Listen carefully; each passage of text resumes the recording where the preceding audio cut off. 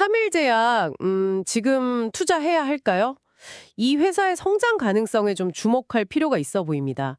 먼저 그 5년 연속 매출 성장, 이게 눈에 띄거든요.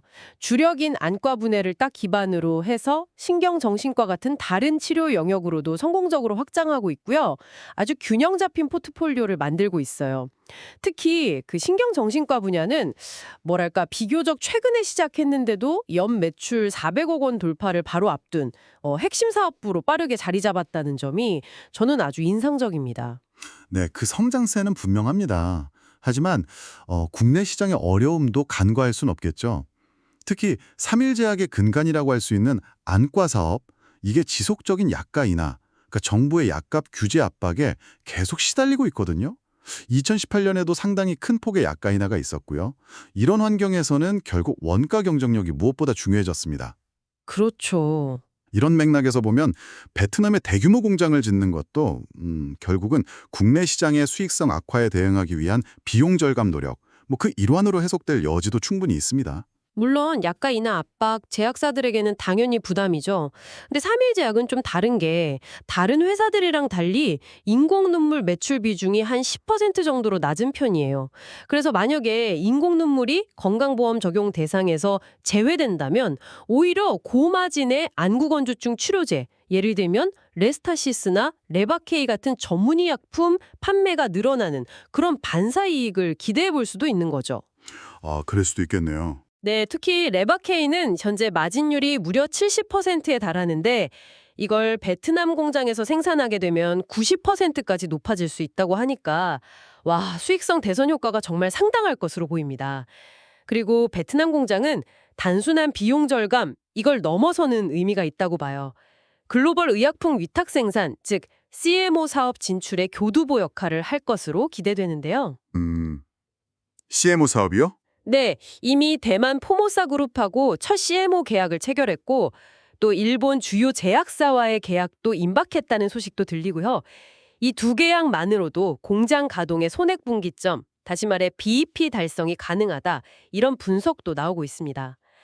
그리고 2026년 내년에는 미국 FDA의 CGMP, 그러니까 우수 의약품 제조 및 품질 관리 기준 인증 획득도 목표로 하고 있어서 인증을 받고 나면 수주가 더욱 늘어날 수 있겠죠. 베트남 공장의 잠재력, 그 자체는 인정합니다.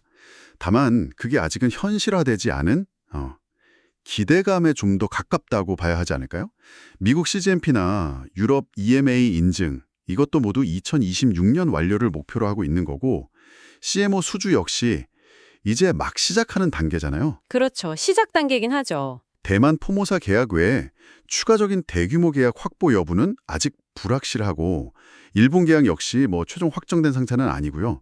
따라서 현 시점에서 손익분기점 달성이라든지 아니면 향후 조단위 매출 달성을 논하기는 다소 좀 이른 감이 있습니다. 그리고 신약 후보 물질, 로어 12번트에 대한 기대도 좀 비슷한 맥락인데요. 아, 로어 12번트요?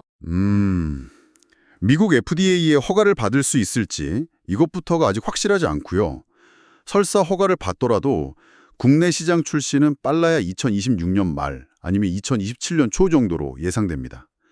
이게 세계 최초의 골관절염 근본 치료제 DMOAD가 될 가능성은 있지만 실제 처방으로 이어져서 연 9천억 원의 매출을 올릴 것이다.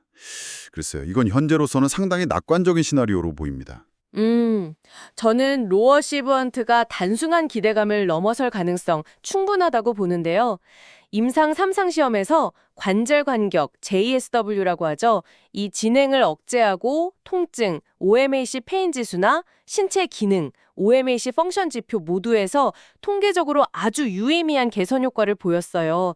이건 정말 골관절염의 근본적인 진행을 늦추는 세계 최초의 약물이 될 수 있다는 걸 시사하는 결과거든요. 결과 자체는 좋았죠? 네. 게다가 연일의 주사로 투여 편의성도 굉장히 높고 경쟁 약물 대비 가격 경쟁력도 갖출 것으로 예상돼서 시장성은 충분하다고 판단됩니다.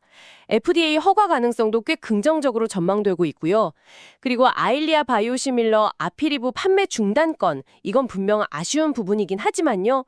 현재 진행 중인 특허 소송에서 합의에 이르거나 2심에서 승소하면 판매를 재개할 수 있는 여지도 아직 남아 있습니다. 1분기 실적이 다소 부진했던 것도 사실 일회성 비용 반영 영향이 컸던 거고요. 2분기부터는 정상적인 실적 흐름을 회복할 것으로 예상됩니다. 이런 점들을 고려하면 저는 일시적인 악재보다는 장기적인 성장 동력에 더 주목해야 한다고 생각해요. 판매 재개 여부는 여전히 불투명하고요.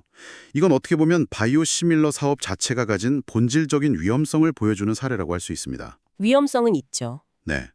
그리고 베트남 공장의 원가 경쟁력, 이건 분명 강점이지만 그렇다고 최첨단 자동화 설비와 저렴한 인건비, 이것만으로는 치열한 글로벌 CMO 시장에서 성공을 담보하기는 어렵습니다. 까다로운 품질 관리 기준을 충족하고 또 안정적으로 수주 물량을 확보하는 역량, 이게 무엇보다 중요하죠. 삼일제약의 미래 성장 동력에 대한 기대감이 높은 것은 저도 인정합니다.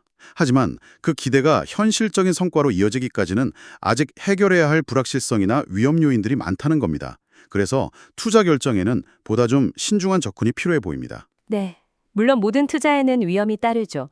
하지만 삼일제약은 안가 분야에 쌓은 오랜 경험과 전문성, 그리고 베트남 CMO라는 새로운 성장 엔진, 거기에 로어 12번트라는 혁신 신약 파이프라인까지 갖추고 있습니다.